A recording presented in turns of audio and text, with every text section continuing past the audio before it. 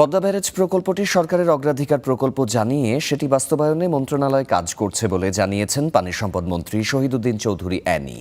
বলেন, প্রকল্পটি ইতোমধ্যেই পরিকল্পনা কমিশনে পাঠানো হয়েছে, আর যার ব্যয় ধরা হয়েছে 34,497 কোটি টাকা। প্রকল্পটি পিপিপির মাধ্যমে বাস্তবায়ন করা হবে বলেও জানান মন্ত্রী। পাবনা 5 আসনের সংসদ সদস্য শামসুর রহমান শিমুল বিশ্বাসের প্রশ্নের উত্তরে এসব তথ্য জানান তিনি। বলেন, পদ্মা ব্যারেজের মাধ্যমে দেশের দক্ষিণ পশ্চিমাঞ্চল এবং উত্তর পশ্চিমাঞ্চলের 19টি জেলার 120টি উপজেলা সরাসরিভাবে উপকৃত হবে।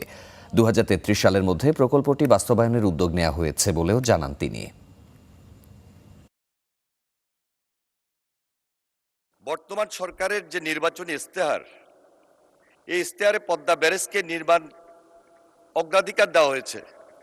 এর ধারাবাহিকতায় পানি সম্পদ মন্ত্রণালয় ইতিমধ্যে প্রকল্পটির ডিপিপি প্রণয়নপূর্বক অনুমোদনের জন্য পরিকল্পনা কমিশনে প্রেরণ করেছে।